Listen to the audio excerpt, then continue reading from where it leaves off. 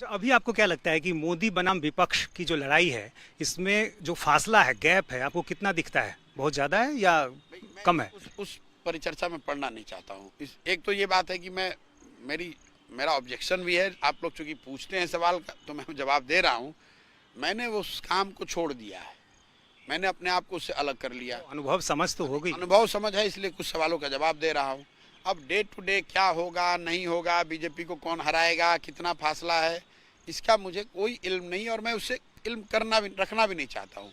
मैं जब बिहार आया और आने से पहले जो मैंने यहाँ सीखा समझा, लोगों से जो फीडबैक लिया, लोगों ने ये बताया कि भाई आपने जो देश भर में किया है उसको अब छोड़ दीजिए, आप बिहार में स्थिर होकर हम लोग के साथ रहिए, यहाँ पर वो काम कीजिए, यहाँ पर कुछ बेहतर प्रयास कीजिए।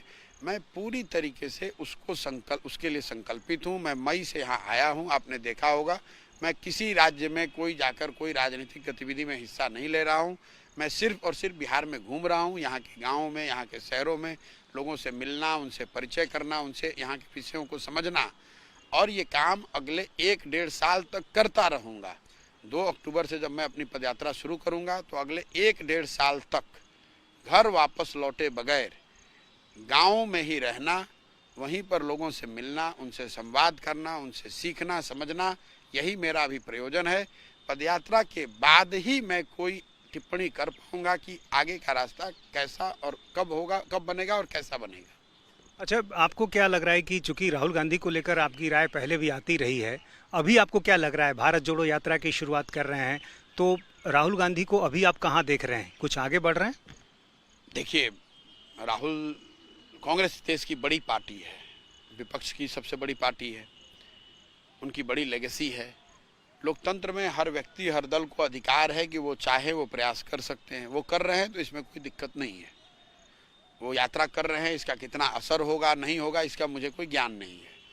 जो बात मैं दूर से देख के जो मैं कह सकता हूँ कि एक चीज़ जो मेरी समझ में नहीं आ रही है, या जो मैं टिप्पणी करने की स्थिति में हूँ, कि यात्रा का जो रूट है वो ज़्यादातर ऐसे राज्यों में है जहाँ बीजेपी और कांग्रेस में सीधा मुकाबला नहीं है।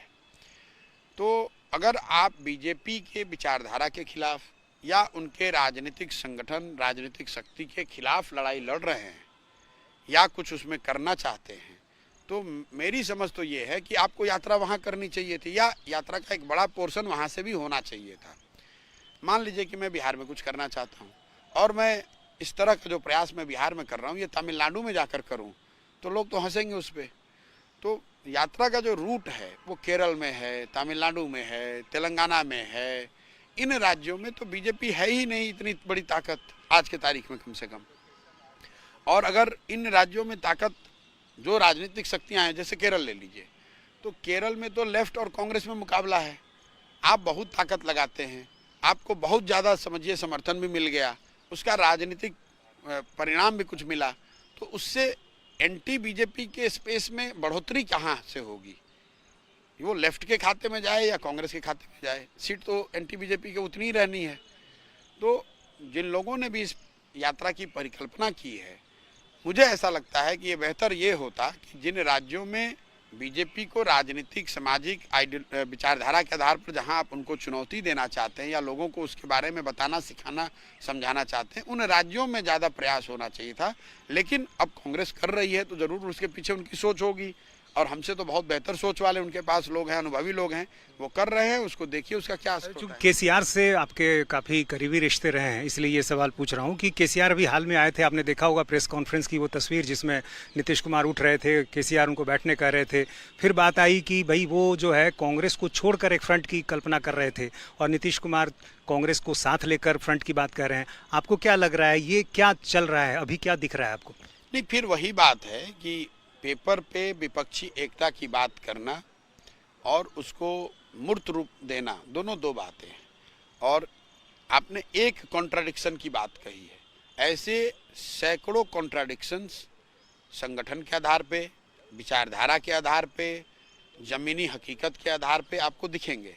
यही वजह रही है कि 14 के बाद कोई भी इसमें बहुत सार्थक और प्रमाणिक परिणाम नहीं आया है। अब अगर कोई फिर नया आदमी प्रयास कर रहा है तो मैं यही कह सकता हूं कि अभी तक के अनुभवों के आधार पे और जो मेरी थोड़ी बहुत राजनीतिक समझ है उसके आधार पे इसको कर पाना करीब करीब नामुमकिन है, लेकिन कोई प्रयास करता है तो करने में दिक्कत क्या है, करने दीजिए। अच्छा, आप जाहिर है घूम रहे हैं, अभी कोई राजनीतिक दल की बात आपने नहीं कही है, लेकिन जो दिख रहा है उसमें बहुत संभावना इस बात की है कि आप राजनीतिक दल बनाएंगे। तो ये क्या तय हो गया है कि दल बनेगा तो गठबंधन में जाएंगे, अकेले चुनाव लड़ेंगे, लोकसभा लड़ेंगे, विधानसभा लड़ेंगे? नहीं, ये बिल्कुल तय नहीं है। इतना जरूर तय है कि ये जो यात्रा मैं कर रहा हूँ उसके 3 उद्देश्य हैं। एक उद्देश्य ये है कि समाज के माध्यम से, समाज की मदद से, लोगों के बीच बैठ के, गांव, पंचायत, शहर में लोगों के साथ बैठ के ये निकाला जाए कि कौन से ऐसे 40-50 हज़ार सही लोग हैं जिनको साथ में लेकर चलने की ज़रूरत है। जब दूसरा प्रयास ये है कि पंचायत वाइज और नगर वाइज समस्याओं और संभावनाओं को समझ के एक मैनिफेस्टो बनाया जाए पंचायतों के और हर नगर के, ताकि अगर कल आपको सरकार बनाना है या अगर आपको कुछ काम करने का अवसर मिलता है तो आप पंचायत वाइज ये प्राथमिकता के आधार पर बता सकें कि कौन सी 5 चीज़ें आप करेंगे उस पंचायत में। और तीसरा प्रयास ये है कि बिहार के लोगों के समग्रता को समझते हुए, उनकी ताकत को, उनकी समझ को, कोई भी जो आप विजन बना रहे हैं अगले 15 साल के बिहार के विकास का, उनमें उनके सलाह को शामिल करना।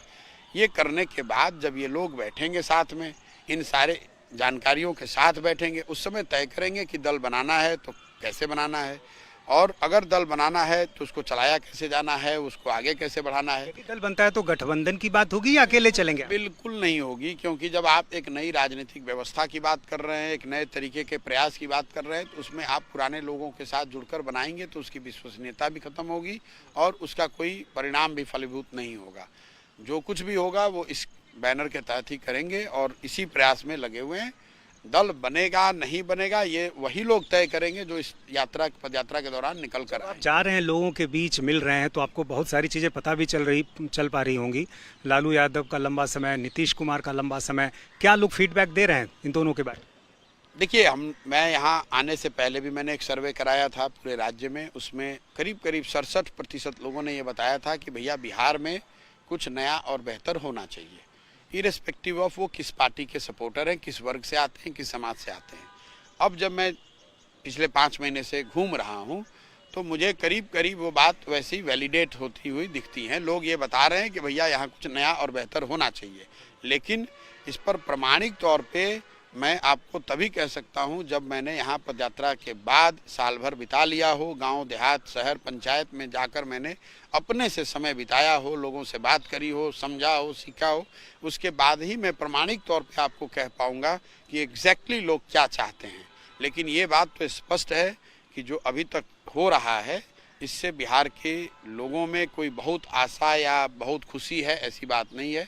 इनफैक्ट या तो लोग नाराज हैं या उदासीन हैं। इंडिया टीवी हर वक्त हर जगह डाउनलोड करने के लिए सर्च करें India TV news Google play store या ऐप स्टोर पर।